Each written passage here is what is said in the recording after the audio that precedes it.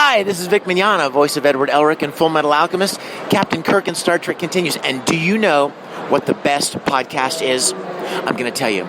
Five-ish Fangirls, yeah!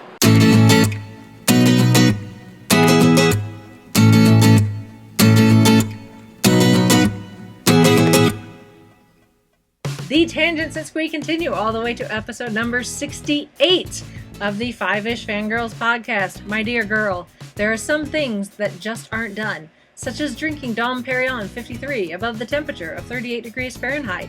That's just as bad as listening to the Beatles without earmuffs. Welcome everyone to this week's episode of the Five-ish Fangirls podcast. So glad you could join us. Let's start off like we do every week by going around the virtual table and see who's joined us this week. This is Brittany in W. This is Mitch in Kitchener, Ontario. This is Chauncey in Indianapolis, Indiana. And this is Rachel in Indianapolis, Indiana. Hello, everyone. Hello. Hello. We're ish plus one. Glad to be back. Chauncey is back. I'm your perpetual repeating guest. Yes, you are. You're kind of like John Goodman on Saturday Night Live. You just keep coming back to host. Well, that's good. Over and over and over. John Goodman's awesome. Yeah. I think John Goodman's one of them that's hosted like a bazillion times. Yeah. I think. Anyway, whatever. Hopefully everyone had a safe and prolific Halloween when it comes to the candy collecting. I know I did. I'm good for at least a week. Well, I bought my own before Halloween, so I'm good. Yeah. Try not to eat too much. Make sure you floss and brush those teeth after binge eating. Okay. But that being said, we're going to jump into news, which we don't really have a whole lot of, actually. It's been, we say this before, it's been a slow news week. This week, it's really been a slow news week. Yeah. Or maybe I've just been very busy and not been keeping up. One of the two. And most of it's all related, actually. It's almost all Doctor Who related. First up, another big addition to Chicago TARDIS for this year, along with all the other guests that they're having this year. Alex Kingston is coming to Chicago TARDIS. She will be there Friday and Sunday. And she will also be headlining a Friday night reception, which is a separate ticketed event and very expensive based on what I saw on the website. But it is Alex Kingston. So if you were, I guess if you went to Salt Lake Comic Con and were upset that Alex canceled and you were going to Chicago TARDIS, here you go. There you go. Here's plan B. So, well, the Chicago TARDIS people, you get River Song. What she's doing on Saturday, I don't know. But not that. She's doing something else. But she right now she would be there Friday and Sunday. So, that should be very interesting considering the other guests they have there with well, Jenna's not going to be there all weekend either, so. But still, those are two big names at Chicago TARDIS this year.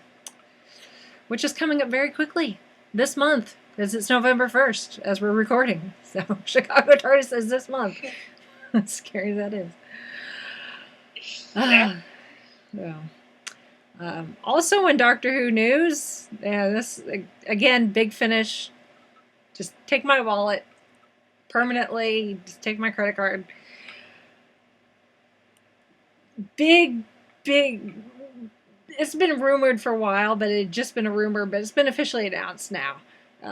So we can all squee appropriately. But we are getting a series of Big Finish audios with David Tennant and Catherine Tate. Commence the squeeing. 10 and Donna are going to be reunited in Big Finish. I haven't quite pre-ordered yet, But I know it's only a matter of time at this point before I pre-order the whole series of that. Yes, and I mean, Ken and Donna, how do you... I know! Exactly! I know! So it is going to be, right now there's 3 in on the schedule. There is, they're all the Doctor Who 10th Doctor Adventures. There is Time Reaver, Death and the Queen, and Technophobia are the 3 titles. And then there's also going to be a... I think you read those in reverse order. Well, I skipped over the first one, so... Technophobia comes first, then Time Reaver, and then Death and the Queen. I can't even read my own typing, apparently. But those will be released next year, May, and those Maybe will those. My birthday? Yeah, exactly. And they will also be releasing a limited edition box set. Birthday present. Yeah. If anyone is paying attention. That would be a lovely birthday present, right at the beginning of the month. Yeah, especially if they want to splurge for the box set. Which it's not too far away from my birthday, so yeah. which if you just order if you get the bundle, Mm-hmm. the download bundle, it's $22. If you get the download set, it's $25. Which there doesn't seem to be any special features, so I don't know why you would go for the download set over the download bundle. Well, the physical box. I don't know if the download box set. That box set, yes, I would go for that. Yeah, that comes with like art. $6. Yeah, that comes with artwork, photography, articles, and a documentary.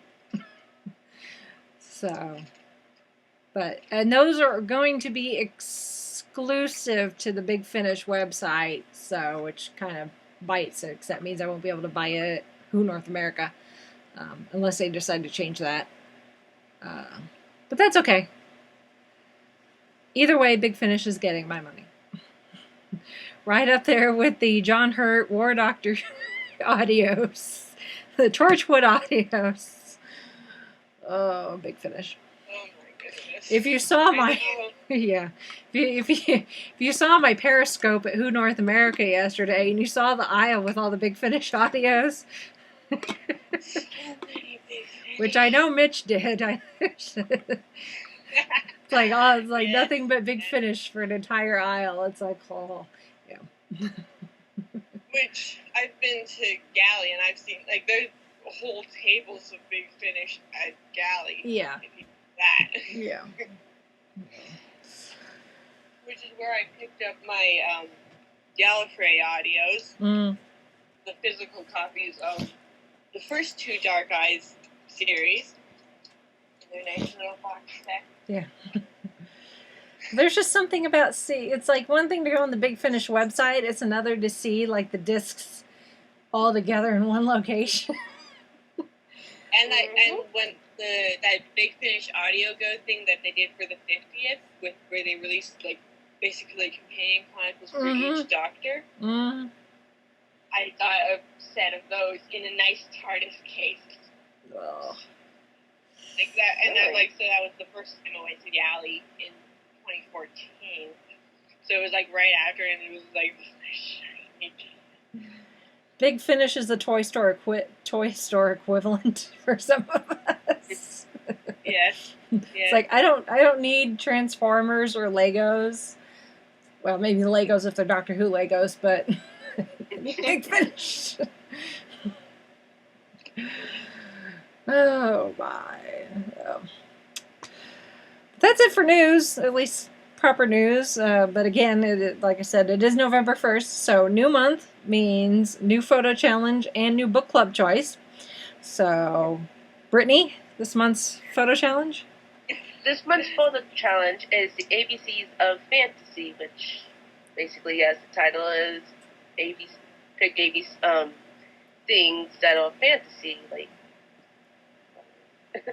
sorry, I'm like dragons and Lord of the Rings and Harry Potter, Harry magic, Potter. all that stuff. Yeah. Gem and the Holograms? No, not Gem and Holograms. That's ABC's of travesty. That's a fantasy. Yeah, it was a fantasy. The movie was going to be any good. Go watch Andre Black Nerd Comedy's review of the Gem and Holograms movie. The funniest thing ever, because the movie apparently was so bad. Anyway, that's another story for the cartoon is really good, and yes, and the movie way fell down compared to it. Yeah. From what I hear. Yep. But that's a story for another day. That is the story for another time. Yeah. Mm-hmm. ABC's a fantasy. You know the rules. They're more like guidelines. Yep. Whatever you want, as long as it Starts with that letter. As long as it's the topic is very broad, so as long as it fits somewhere in there, you're good. Yep. Pretty much. And Holly's not here, but the book club choice for November is the Lethbridge Stewart, The Beast of Fang Rock, which is now out and available. And the guys did a non-spoilery review on Traveling the Vortex, but and also if you can't get your hands on a copy, if you listen to Traveling the Vortex, I'd haven't. They're giving away a copy of it as well.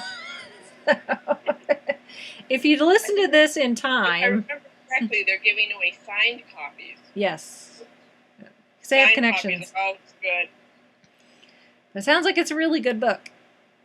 The Lethbridge Stewart ones sound like, I haven't read any of them yet, but they sound like they're really good so far.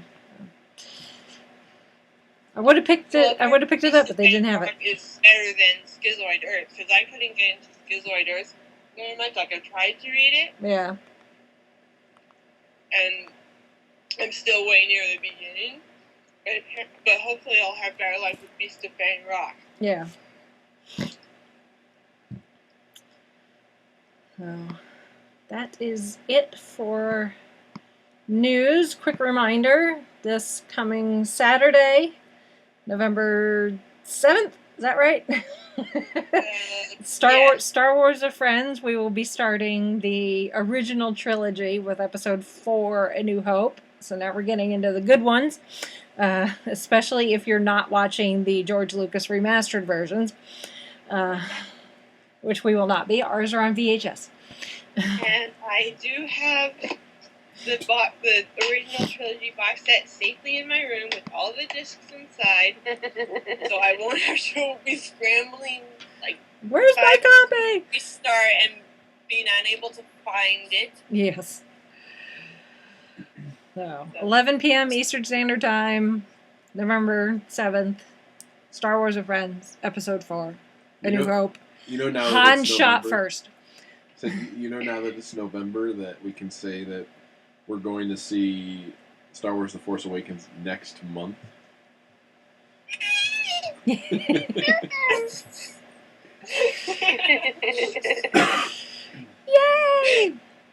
That also means we can say we're going to Disneyland next month. Yes. But that's also for another show. This week, speaking of movies, we are going to stay in the movies, and why Chauncey is here. As big as he is of a Star Wars fan, although my brother being here would be appropriate as well, but he's at a convention this weekend, so he's not available. We'll have to send him this and see if he approves. But quickly approaching, actually, this end of this week, because we're going to go see it on Friday, is the latest James Bond film is going to be coming out. Yes. Spectre. But besides, I saw a trailer for that at Fan Expo. It looked really good. I haven't watched any of the James Bond movies, but that trailer, I saw it so many times. I was like, I actually have to. That looks really interesting. I actually have to go see that. Yeah. It's the 24th. 24th James Bond film. Yep. That's crazy. That's nuts. Yeah. So that's why we have Chauncey here, because Chauncey's a big James Bond fan. Well, we're gonna talk everyone's favorite British spy. He has a lot of things in common with Doctor Who. The Doctor. He has a regenerative capability, apparently. Well, there are some people that have a headcanon that James Bond is a Time Lord because Timothy Dalton has appeared in both. I remember reading a fan comic, a crossover between James Bond and Doctor Who that suggested something of the kind. Yeah. Or was it that the Doctor was somehow able to teach James Bond how to regenerate? Right. Or something. It's impressive that, nobody cares that his timeline isn't, straight as an arrow, even though it's told that way. It's timey-wimey. Yeah, there you go. And he keeps changing faces, and Timothy Dalton has been in both. Yeah. So it's a possibility, I guess. So not that you've seen the end of time, but we'll get to that eventually. I keep telling him and over his head. Anyway, James Bond. So there have been what? Speaking of James Bond changing faces, how many different actors have played James Bond? Different Bonds? That's hard to There's say. Sean Connery, Roger Moore, George Lazenby was the one and done. Mm-hmm. We've had Dalton, Pierce Brosnan, and Daniel Craig, right? That's it? And then Six? There was a James Bond television show that doesn't really count, No. but there's an Americanized version of James Bond. Yeah. That's kind of like the Peter Cushing Doctor Who movies. It's like they're there, but they don't really count. But yeah, that's all of them. Yeah. So six different James Bonds. Probably going to be going to number 7 after this movie's released because it sounds like Daniel Craig's on his way out. But I think James Bond, he's a pop culture icon. Even if you've never seen a James Bond movie, most people, when they hear Bond, James Bond, are shaken, not stirred, that they get the reference because it's so iconic, and things like the really cool cars and the gadgets, which you expect with spy movies in general. But James Bond is one of those. The franchise is over 50 years old. The franchise itself turned 50 back in 2012.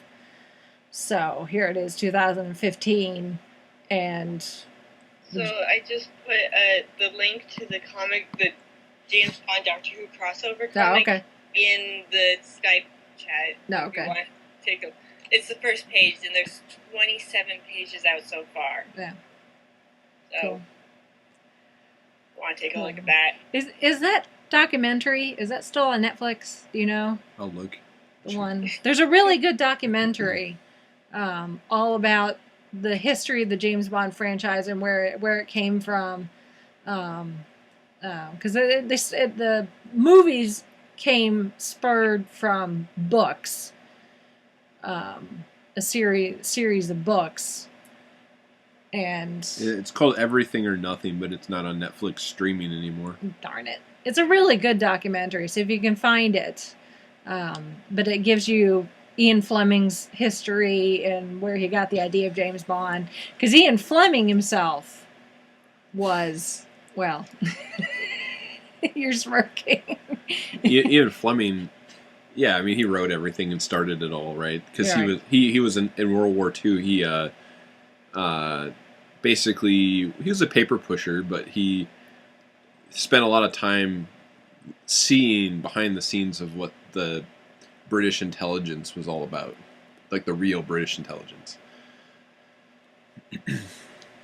And they took that and embellished it. Right, so he took it and made it way more romanticized and created the character of Bond.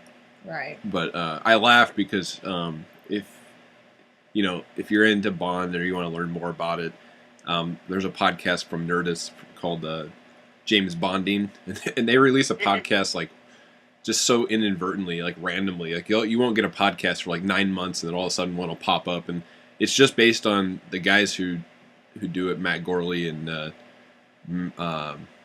other guy's named Matt too, but I can't remember his last name. But they just, whenever they want to talk about Bond, they get together and they sometimes will watch a movie and talk about it. But one of the things that's ironic about Ian Fleming is that, you know, he's a man of the 40s. He was kind of an older man even in World War II.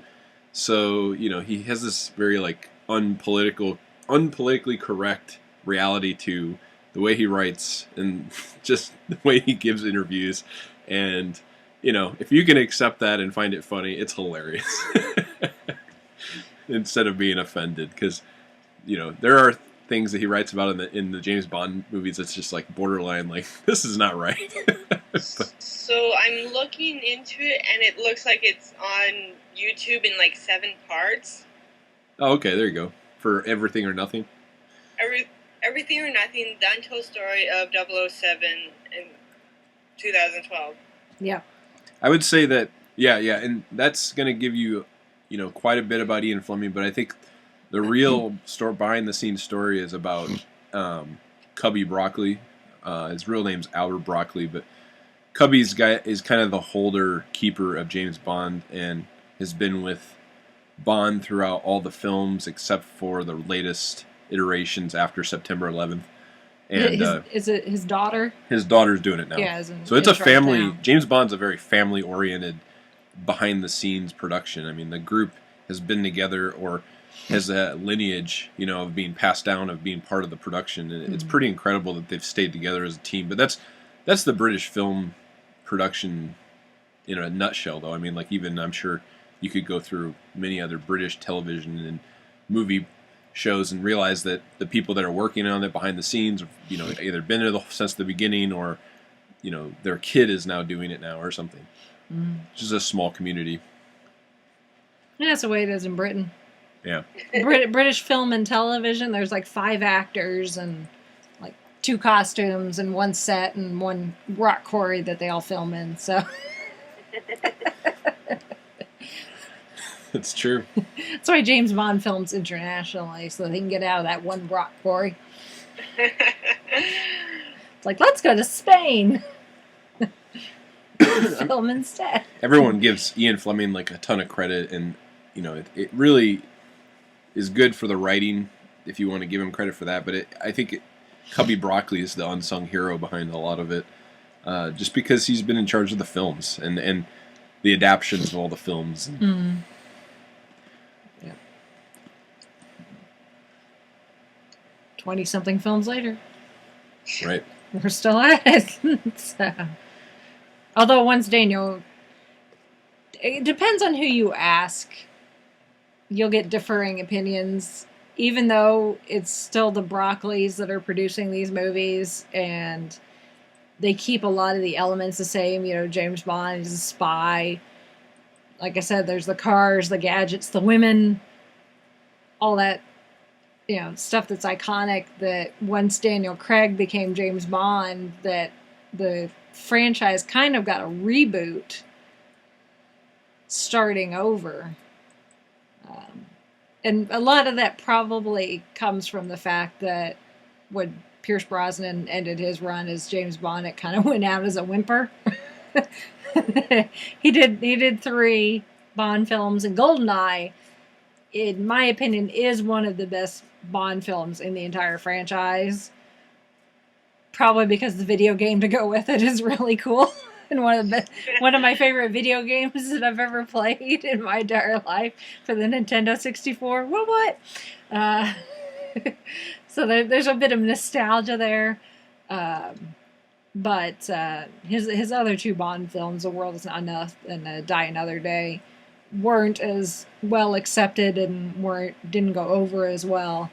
So when they brought Daniel Craig in, and they kind of went back to the beginning with Casino Royale, which was one of the first Bond books. Mm-hmm. So in Casino Royale, Bond they don't have that established, because Bond isn't even a 007 at the beginning of Casino Royale. He hasn't earned that rank yet. So Yeah, it's a very poorly marketed reboot. Like most people thought it was just a continuation. Yeah. But yeah, it's a reboot of James Bond completely. Yeah. Even though it still falls in the same universe. Right. The priority has never been the timeline of James Bond. The priority has always been, let's express through this character what the world is facing on the international front. Right. So if I could talk about foreign policy with these governments and things, well, everyone's worried about something internationally at some point in time, whether it's some pandemic or nuclear war or terrorism. These things get a face and a fictional reality through James Bond every time. Mm-hmm. And that's the interesting part about it, is if you're into history and you watch James Bond, it's actually kind of funny on how they just kind of jam it in, make it work. So it works. Well, people love it. He's the most cultured and conveniently placed character with history. It's funny. I'll talk more about how forced his cultured capabilities is a little later. So I'm looking at a list of James Bond movies with the Bond actor, and they went back to Connery after Lazenby. Yeah, so movie. When you watch Everything or Nothing, you'll get more detail into that. But there was a business falling out between Cubby and the crew with Sean Connery. And a lot of it had to do with just how famous Connery had become. And in Japan, the man was in his hotel room with people just literally knocking on the doors randomly to try to get at him.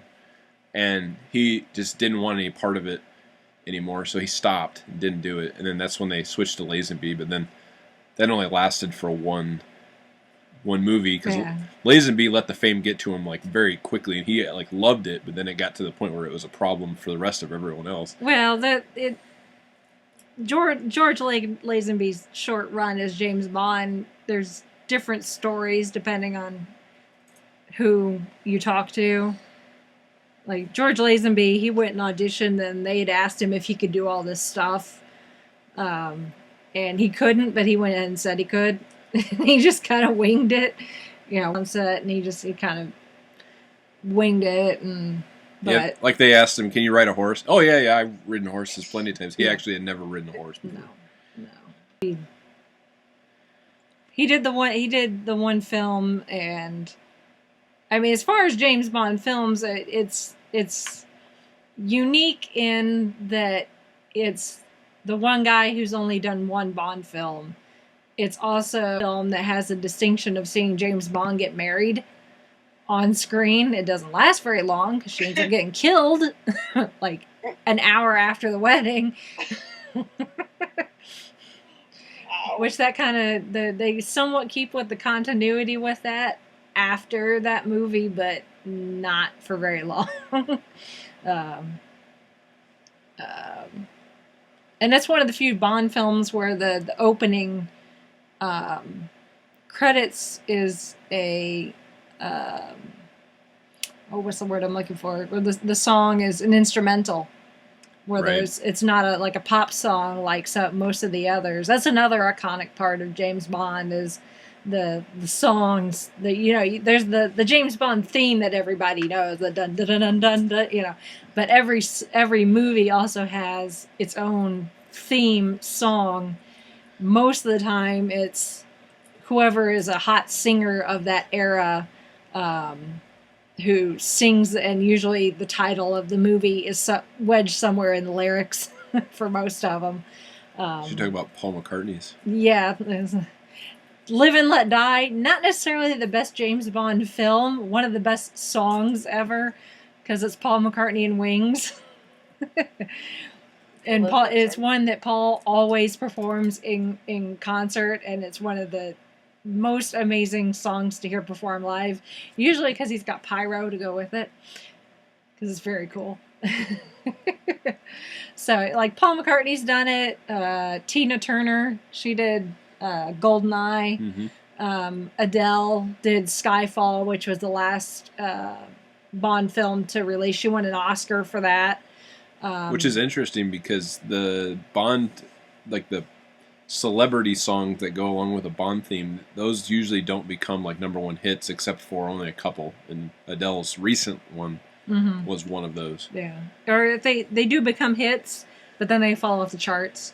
They don't stay hits for very long, and then they become obscure. You can go on YouTube and find playlists, James Bond theme songs, and you can listen to them all. Some of them are classics, and they still hold up with time. Most people, if you see rankings, usually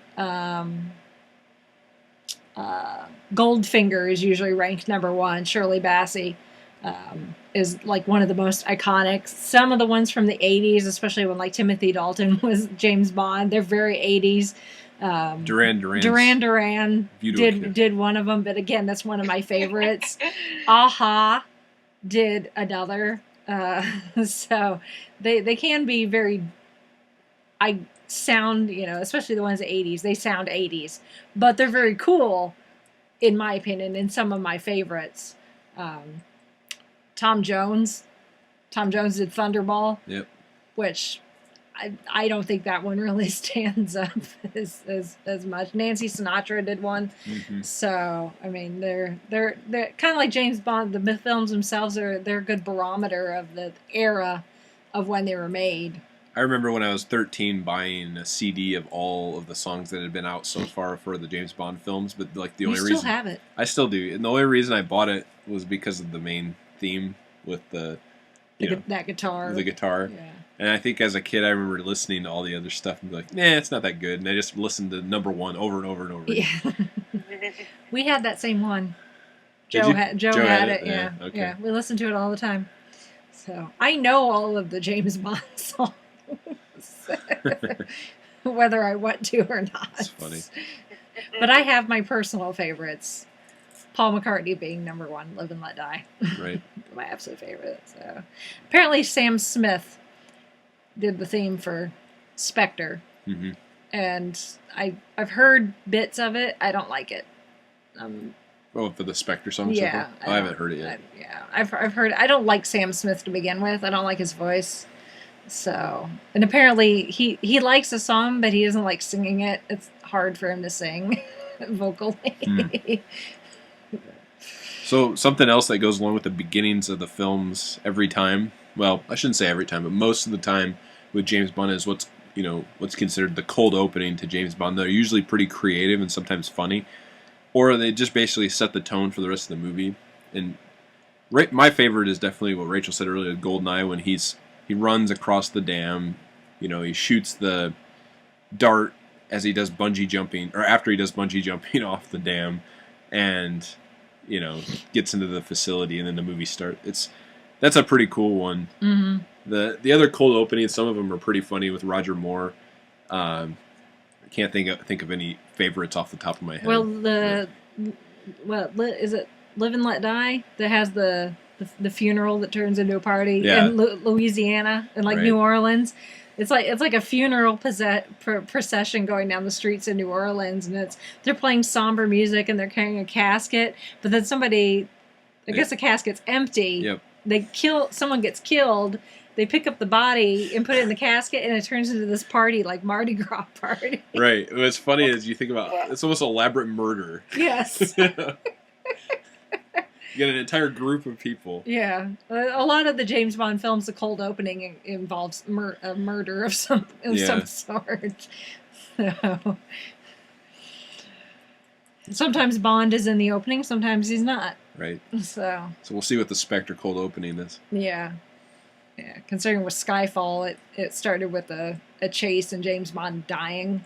Right. Falling off a train. Obviously he didn't, because they were making another one with the same James Bond. But so that and the Bond girls, that's the other iconic regular thing. Every Bond film has the Bond girl. There may be multiple women within a Bond film, but there's always at least that one. Spectre apparently has two. Right. That they're giving the title of Bond girl, but there's always a girl that usually, if she's already on James Bond's side or gets brought to James Bond's side, Sometimes they start out on the side of bad, but they're usually young and hot. That's different with Spectre, though. One of the, well, I mean, other than the fact that they're not both young this time. Yeah, they're both hot, but one of them is older, which a lot of people are. Yeah, apparently that's headline. Monica headline Belluscini, or how do you say that? Bellusini? Bellucci. She's Italian, so Bellusini. She's 50 years old. Yeah. So. She looks good for 50, so you know what?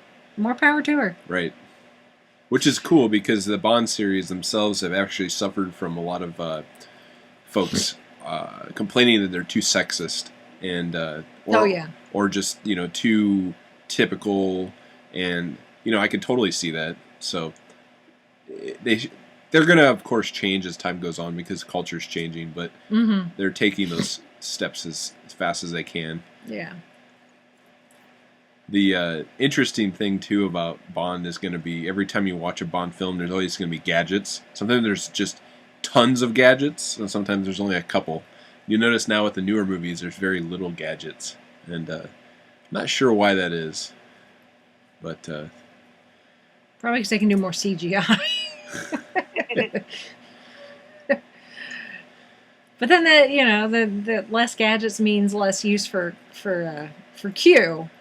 Right, which the new Q has always been a staple of most of the films, and Q's been played by, unlike James Bond. Well, I don't want to say unlike James Bond, but there has been a obvious passing of the torch when it comes to the people at MI6 who work with James Bond. Like M has changed, and it's not we just replaced this actor. Like the M has either retired or died, and somebody else has taken up the mantle of being M. M is essentially the boss of the MI6 and the agents, that part of MI6 that Bond and the other spies work for. And then Q has actually been replaced a couple of times.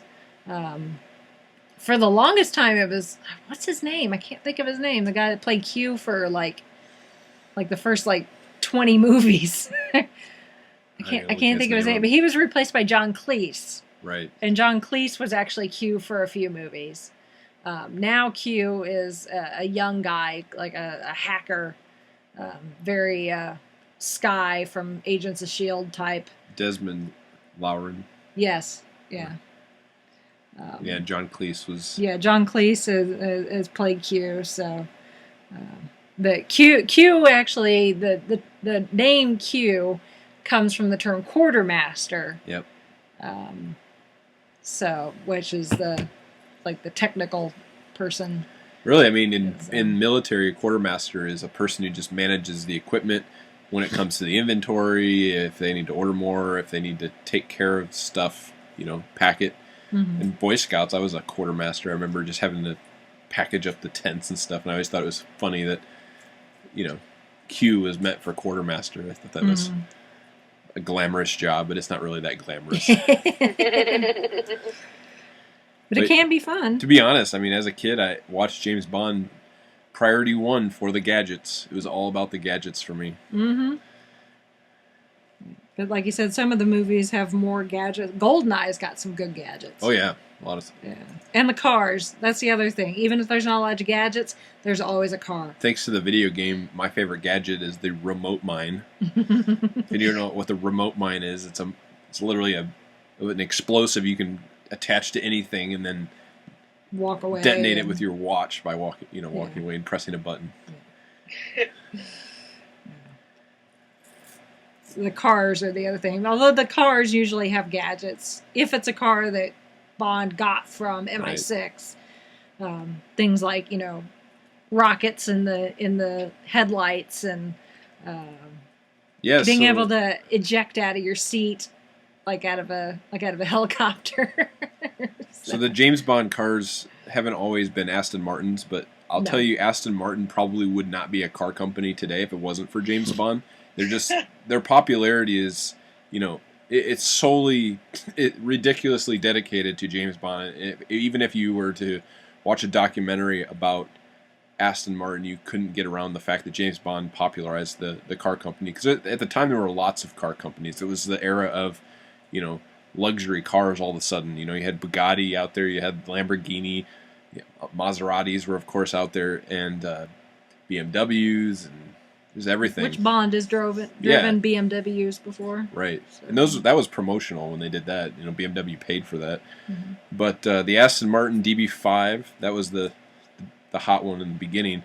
I think we're on like the DB9 now. And the car that's in Spectre, I think it's the DB. Is an Aston Martin, but they built it specifically for the Bond films. Right. So it's not a production vehicle.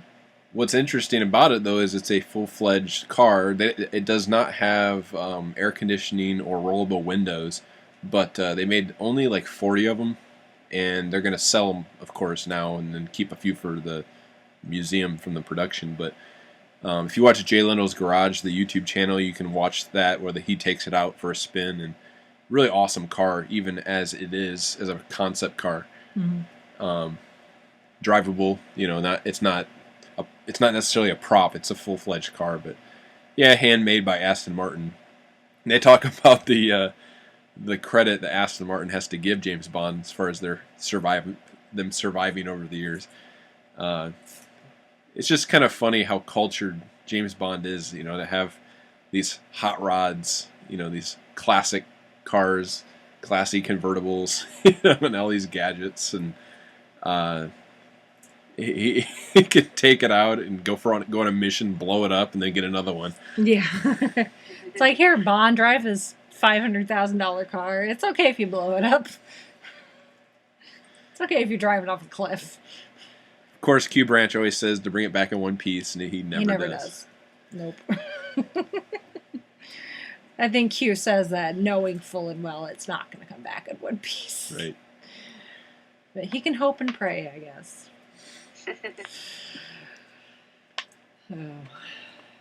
So some of the ironies you'll find when you watch the older Bond films is that, he, in some conversations, will kind of avoid, like, getting involved talking about, things that are worldly with, like, his or with M or Q. But then when he gets out in the field, he all of a sudden becomes like an expert in certain things that you wouldn't think James Bond would be an expert in. If you really think about it, it's kind of funny. Like in the movie View to a Kill, which is the one where View to a Kill has the enemy, what's his name? The guy from Saturday Night Live. Shoot. View to a Kill? The guy that's, we need more cowbell. What's his name? Christopher Walken. Christopher Walken. Yeah. He's the bad guy in that one. Well, that's something we should touch on, too, some of the bad guys. Yeah. Yeah. And their plots. Yeah. Well, so he's at this mansion, at this party. It's like a horse racing party or something. And he gets talking to somebody there. And he starts using the Latin name of this butterfly and, like, talking about the behind the, like, science of this butterfly. It's like, how the heck does he know all this stuff? And there are other times when all of a sudden he just kind of cuts into talking about something like horse breeding. Like, how does he know about horse breeding? Well, James Bond is big into gambling, so horse racing. So maybe. That's kind of understandable, but that does paint an interesting picture in your mind. It's like James Bond goes to MI6 for training. It's like, okay, Bond, today we're going to teach you how to use a rocket launcher. We're going to work on hand-to-hand combat, and we're also going to learn about the science and evolution of butterflies. Right. He just has a lot of really niched knowledge. Kind of like the Doctor in that way. He knows a lot. Yeah. He may not ever need it, but he knows it. You can kind of understand why he has that knowledge, because he goes all over and meets all sorts of people. Right. Well, and he's been around for hundreds and thousands of years. Hundreds and hundreds of years, yeah. So he's had time to accumulate all this esoteric knowledge about this, that, and the other thing. Yeah. That's very true. Yeah, so the Bond villains, starting with Christopher Walken. So why not? It's Zorin. Christopher Walken. This is his name, Mr. Zorin. His plot in that movie is the most ridiculous plot if you really think about it, because the idea is that he's going to make billions of dollars because he will have a monopoly over the microchip production business. And he has basically mines and mines of people mining, I think he said silicone, and they're making all these microchips. And he plans to detonate a bomb, a massive bomb, in one of his mines to basically like sink and flood with an earthquake or something Silicon Valley, okay? Because that's where apparently all the microchips are made. But this movie was done in the 80s, and if you really look at it, microchips aren't made in Silicon Valley. That's where they design them. The production facilities are like in China and all over the world, other places and stuff. And just the fact that he thinks that he can just flood this one area and then all the business is going to go to him and he's not going to be guilty of it. It's just a ridiculous plot. Mm-hmm. And there's this whole horse racing thing to the side too that honestly I can't articulate exactly what that part of the movie is even all about. Yeah. So others, there's massive crime rings. The newer movies, it's way more cloak and dagger. You don't know who the enemy really is. Like Spectre is this nebulous organization that's apparently bigger than governments. We don't know. Spectre's kind of like Hydra. Yeah. In the Marvel universe, and MI6 would be the equivalent of like Shield. Yeah. But Spectre's been around for a while. The Spectre's not a new thing, and neither is what's his face? The bad guy. Blofeld? Blofeld, yes, because Blofeld's been around for. Although the last time we saw Blofeld, he'd get dropped into a smokestack at a factory. Yeah. But again, this at this point it's a reboot, so Blofeld is alive and well. Blofeld is the blueprint for Dr. Evil. Yeah. In the Austin Powers. He's the evil mastermind with the cat. And you may not see his face for a while. You just see him with the cat in his lap as he's petting the cat while he's plotting his schemes. Wearing the 70s Chinese business suit. Yeah, with the Mandarin collar. So. Yep. Yeah, Blofeld is an interesting character because he's always got something going with Spectre, and there's always number one, number two. He's always number one. There's a number two, number three, and he always tends to kill his own. That's something that Bond villains. It's easy to establish how evil they are if they kill their own people because they're angry with them, and he's one of the few Bond villains that's a recurring most of the time. The villain and the Bond girl, you see them in the one movie, and that's it. Yeah. You don't see them again. But Blofeld, he's been around the block a few times. But even some of the one-off ones are quite iconic. Jaws, you were looking at the picture. He's a henchman. He isn't necessarily like an evil. Well, no, he's not the mastermind, but he's still pretty iconic. Yeah. Him and Odd Job with the killer hats. Yep. The bowler hats. The other iconic ones are in some of the Roger Moore movies. There's these two guys who are lovers. It's implied. They never actually say that. But they walk hand in hand, and one's called Mr. Let me look them up real quick. I know somebody's probably listening to this podcast going, I know their names. Yeah, it'd be my brother. My brother is the walking James Bond Wikipedia. My brother, going back to On Her Majesty Secret Service and George Lazenby, my brother's absolute favorite is George Lazenby. He even has a tattoo of a quote from the because there's a very meta moment, and actually that gets in the cold open of that one where James Bond, he ends up on the beach and gets attacked. He ends up overpowering the person, and he kind of looks off to the distance and says, "This never happened to the other fella." Kind of poking fun at the previous James Bonds before him. Right. But my brother has that tattooed on his arm. This never happened to the other fella. There it is. Mr. Wint and Mr. Kidd. Yeah. They they walk up really nicely to the person they're going to kill, and then they, usually engage in some sort of awkward conversation, and then somehow they inadvertently, dump them into some hazard and kill off someone, and that's just how they do their henching. Look at those playing cards. Yeah. So you have Knick Knack. Yeah, which he's kind of like Oddjob, but he's a different Oh, villain. yeah. Mr. Stamper from Tomorrow Never Dies. He's the blonde hair, blue eyed. He's wearing a navy shirt and He looks like he walked out of Die Hard. yeah, very much so. Classic early '90s Yeah. villain. So, Baron Samedi from Live and Let Die.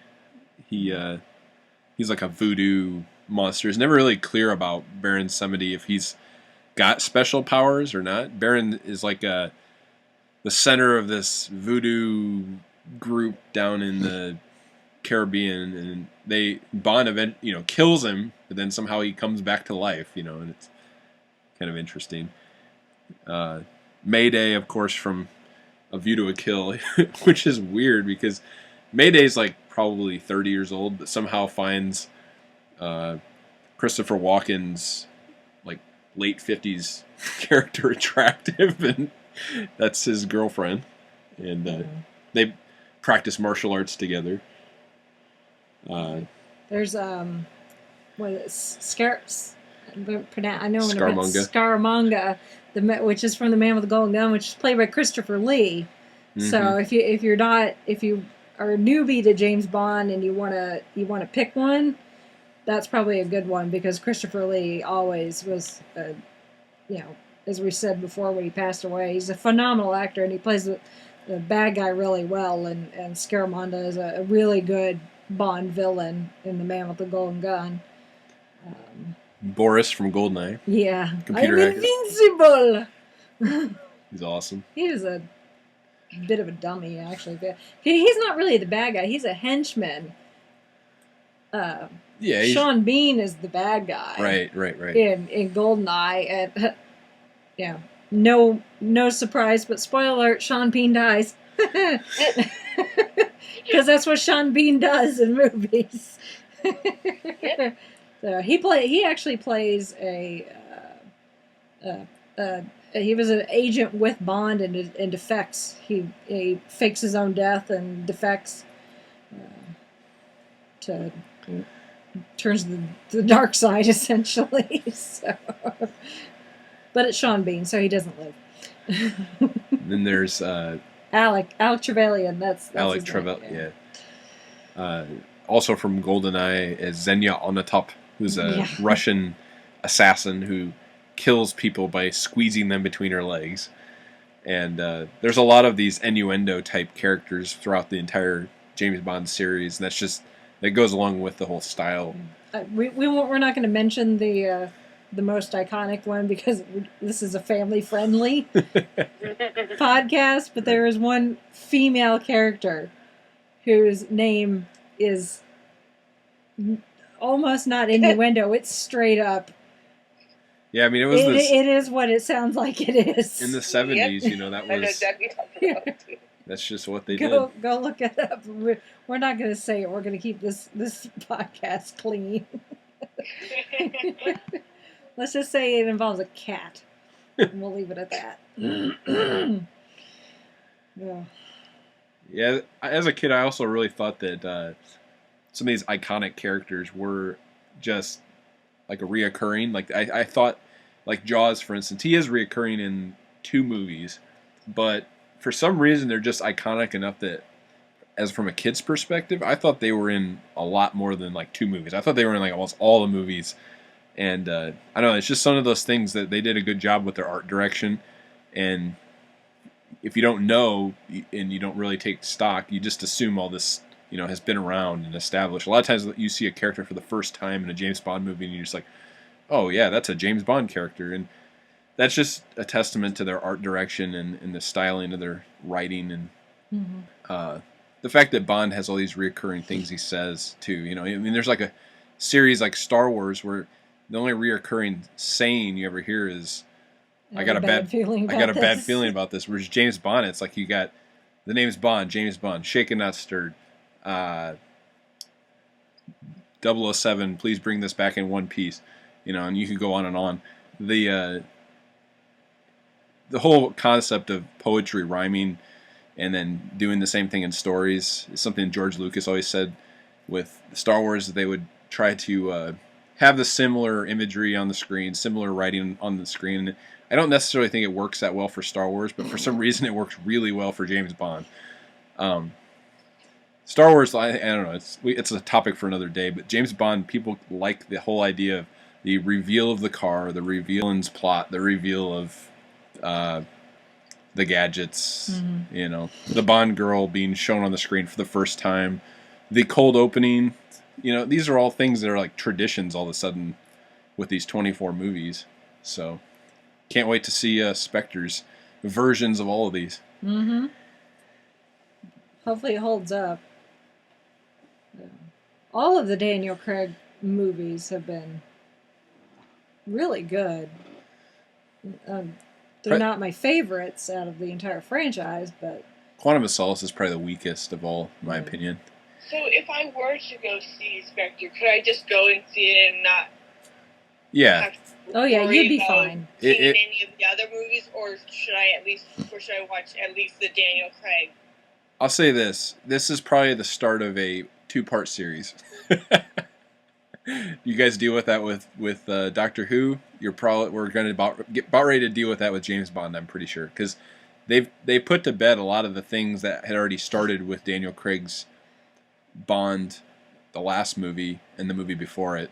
So this whole Spectre thing, it's probably not going to connect to any of the other movies, and you can see it fresh as your first Bond film and have no problems.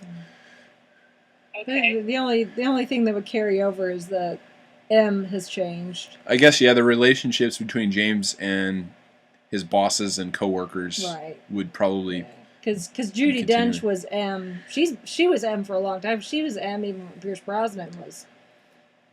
But usually, James Bond. I mean, you usually don't see him interacting with his coworkers or his boss, but like in like 10% of these movies, short amount of time. Yeah, but you up until, like I was saying earlier, that there's been a changing of the guard with like Q and M and all that. But usually, I think it's just the assumption that whoever was M before is probably retired. Yeah. Or they just don't mention it at all. In this case, it's coming off of M dying. Right. In the last film. That's true. So Judi Dench's M got killed in Skyfall. Ray Fiennes is now M. Going forward, assuming that Ray Fiennes came back and is going to continue to play M, at least in this movie. That may carry over, because Daniel Craig's James Bond had a bit of a I don't want to say mother-son relationship between his Bond and M, but it was a tumultuous relationship. They obviously really cared for each other, but he was kind of a petulant child, especially in Skyfall, where he had that opportunity where he fell off the train, and I think he took that as kind of an out to just pretend he was dead and go off and drink and sleep with women and not care about the world. But then when MI6 was directly getting attacked, and it looked like M was potentially going to be attacked, Bond came back, reluctantly, but came back. And he figured out where she lived and all and all this stuff. So that's something that's interesting about Bond too, is like he does things that like they don't explain. So it leaves the viewer just going, how the heck did he just figure that out? And it works well, because you don't just say, well, it's bad writing. You say, oh, it's James Bond. He must have, figured out a way with hacking into the I don't know, the national records or something to figure this out, and it's like it adds all this mysteriousness to him. Every movie, it's like, how can you go through 24 movies and add mystery to a character? That's something they do that people don't give them credit. They give the production crew credit for. It's just there's still so much mystery. I guess Doctor Who's still, the Doctor has a lot of mystery to him. I was going to say, we're in the era of Stephen Moffat run Doctor Who, where he won't explain stuff for like 3 seasons. Yeah, so that's true. we're used to stuff not being explained. Yeah.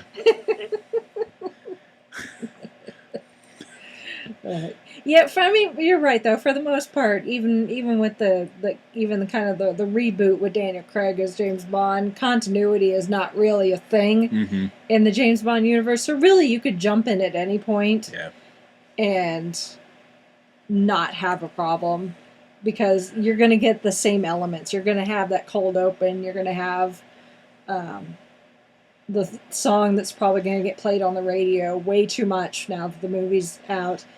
You're going to have the gadgets, at least a few gadgets. You're going to have the car. You're going to have the hot Bond girl. Him and Moneypenny will flirt with each other, but they'll never actually become an item. That happens in every Bond film. Yeah.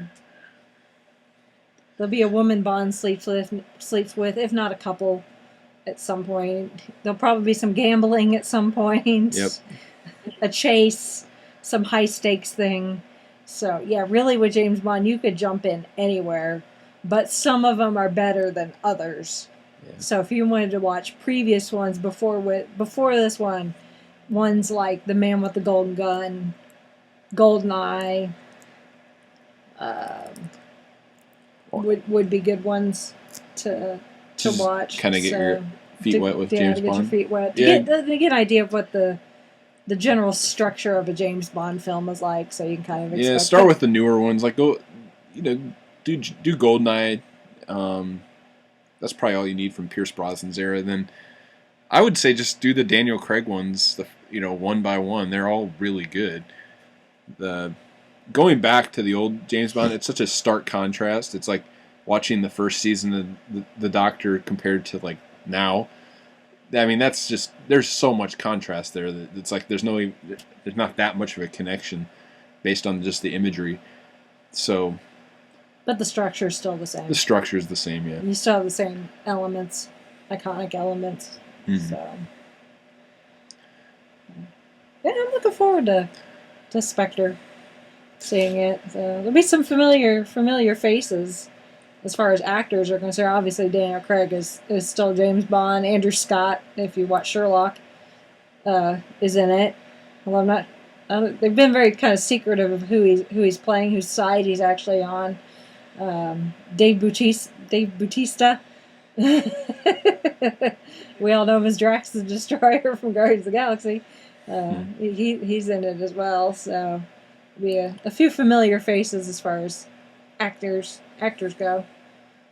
Daniel Craig has cited that he's done with James Bond, so we're going to go through a new regeneration of James Bond here pretty soon, I'm sure. Probably.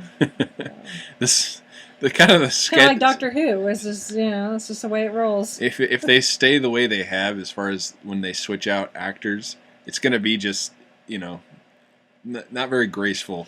In that, we'll just if you all of a sudden get into James Bond, you watch Spectre, oh, this is great, and I want to watch the next one, and then it comes out, and then they got a whole new person as James Bond. The story will continue as if nothing happened. It's like they're not going to do anything to introduce a new personality or anything. It's just unlike Doctor Who, where Doctor Who really. Yeah. Doctor Who, you get the regeneration. No new kidneys. Yeah. No new kidneys. He doesn't like the color of. They just. James Bond is a completely different person. Different height, different hair color. Maybe a new liver. Yeah. It's just you just roll with it. Yeah. It's just something that happens. Yep, it is.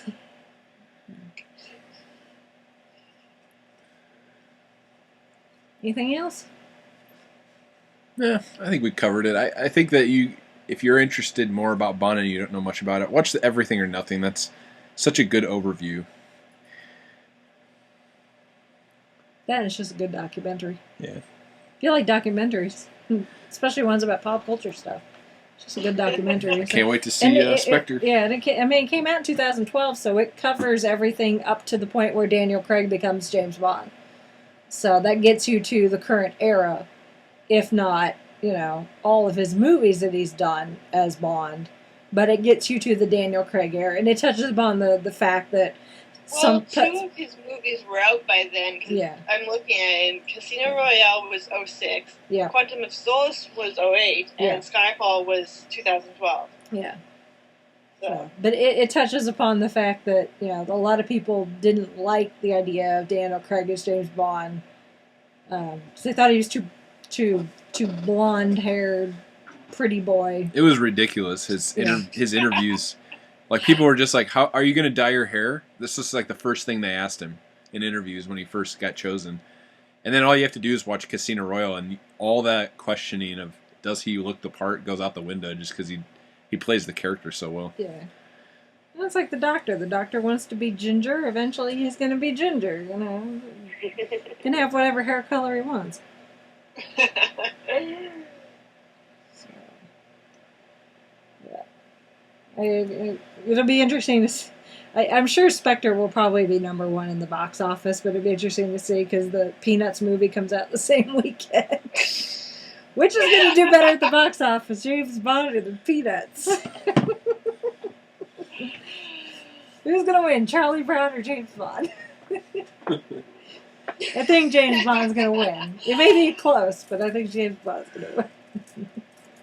The question is, will James Bond be still grossing at the box office up until Star Wars comes out? Probably. Well, no. He'll get 2 weeks. Comes out on the 6th. So, yeah. James Bond will get 2 weeks at the box office, and The Hunger Games is going to come out. James Bond will lose his... I can almost guarantee The Hunger Games will... Should call Vegas. Will outdo James Bond, especially because it's the last one. Right. So...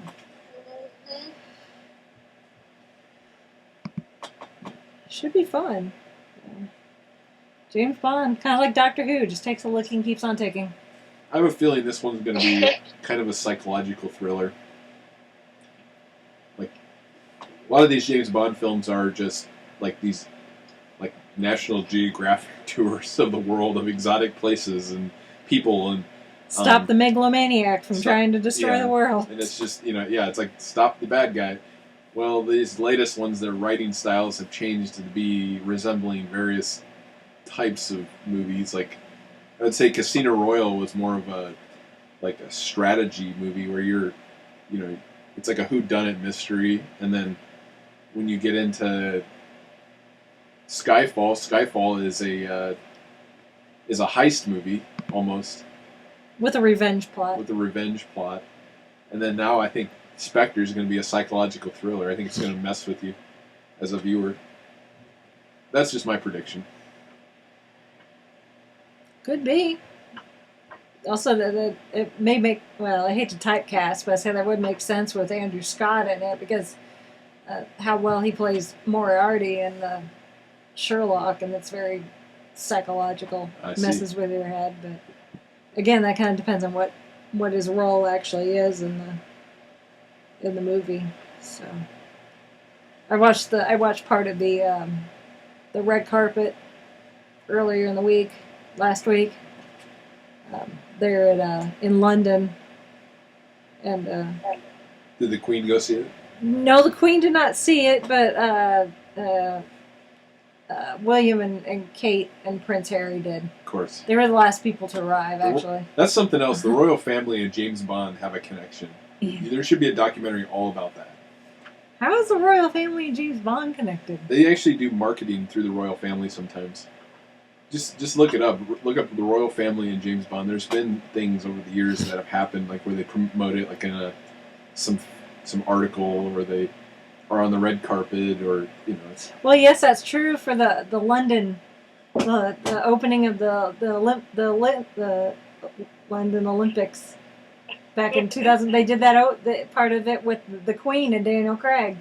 Where Right. the queen, I'm doing air quotes, the queen jumped out of a helicopter with Daniel Craig's James Bond. Right. So, Over the years, they've done little vignettes like that, Yeah. where James Bond, entered reality and joined the royal family for something, or they call for James well, Bond's help. apparently Prince Harry is a big fan. Oh, is he? And he was fangirling it up at the premiere. He asked Daniel Craig for his autograph, and I guess Daniel Craig was like, "Oh, you're gonna,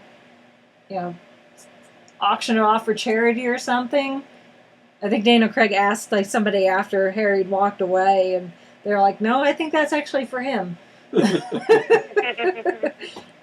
So That's cool. yeah, so I think William is a fan as well, but apparently Prince Harry is a big James Bond fan, or at least a big fan of Daniel Craig. If you watch Everything or Nothing, also Bill Clinton makes a couple comments in that documentary about how he had been watching the Bond films come out for Pierce Brosnan's era while he was president, and he's like, it's amazing how accurate some of the parts of James Bond are to the real thing, and it's like, I wish I had somebody like James Bond and when I was president that I could call upon.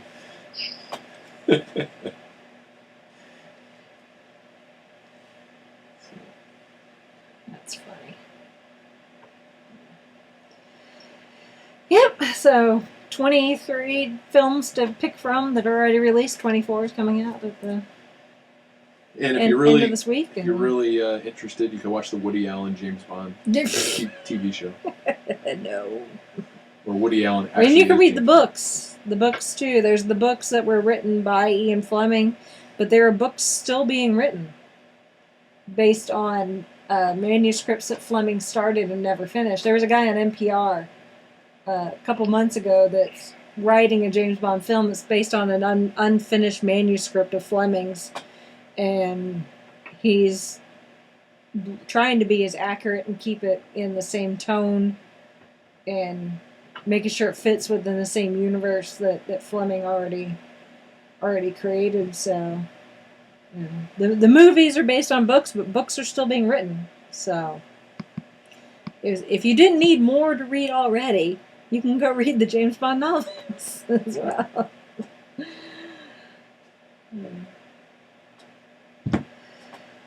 Alrighty. Do you have a favorite James Bond actor? Actor? Yep.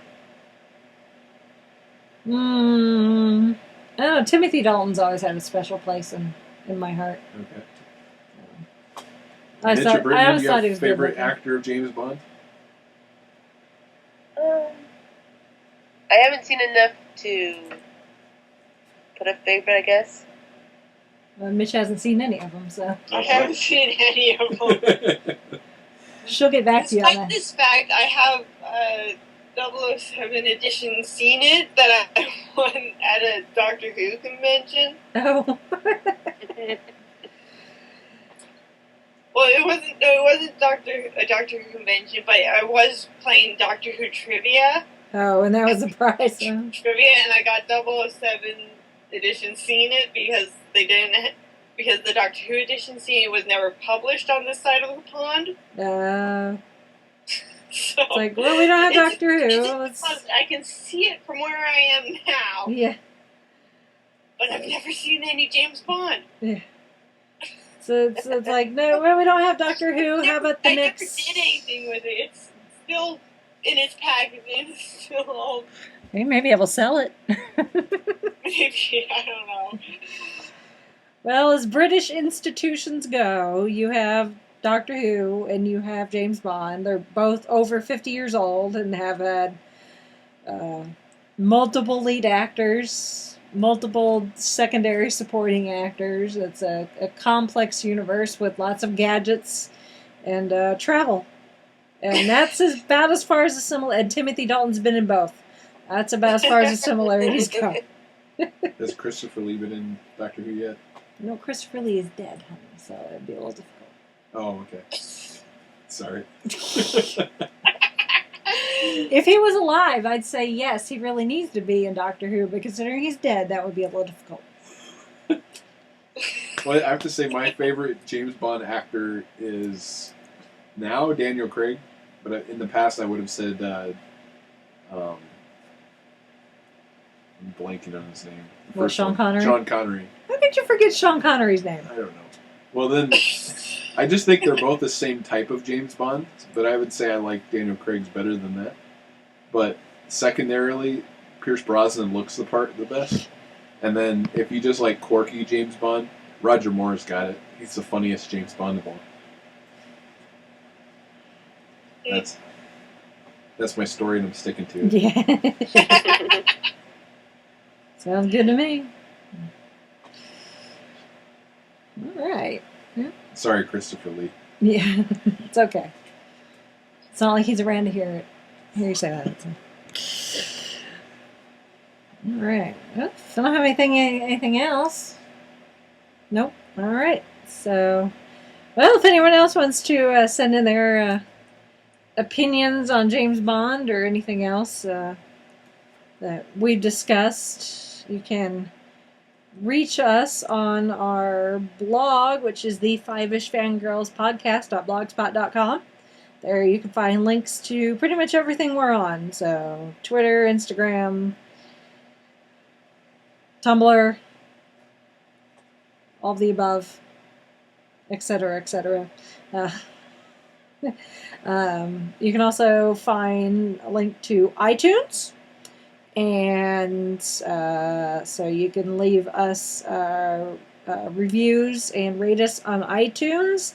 A special side note, it is not available yet, but we have gotten approval for the podcast to be on what is going to be Google's equivalent of iTunes for podcasts.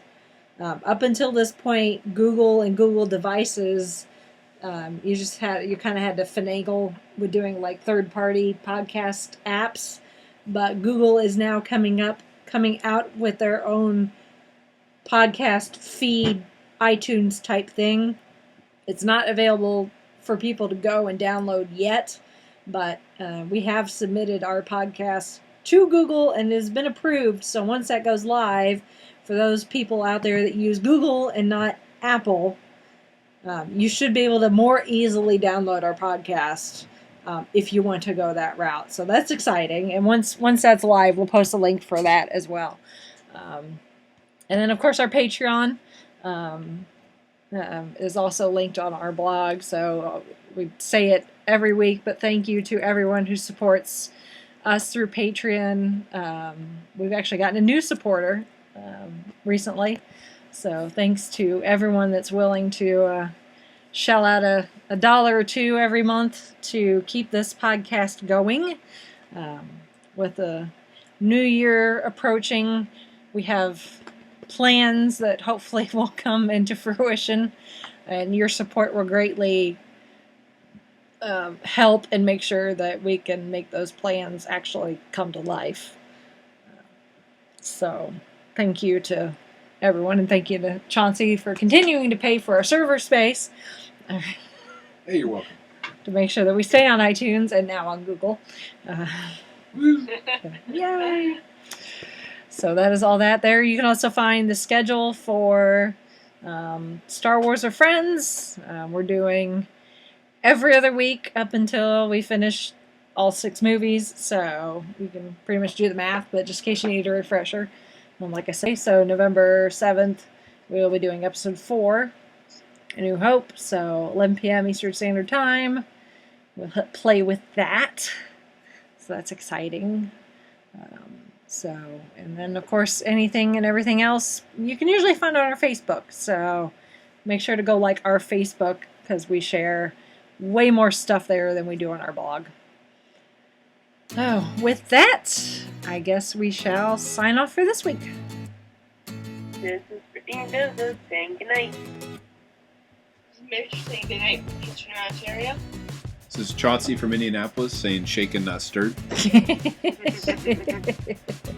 You took my line. Now you just gotta say friend, Rachel friend. Yeah. In Indianapolis, Indiana, this is friend, Rachel friend.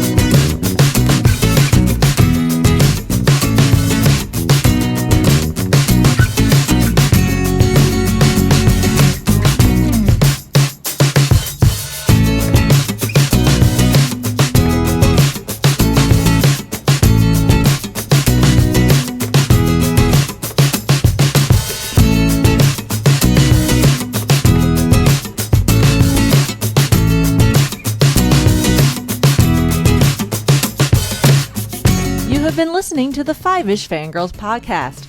Any and all movies, books, games, and other forms of media mentioned are owned and operated by the respective copyright holders. No copyright infringement is intended or implied.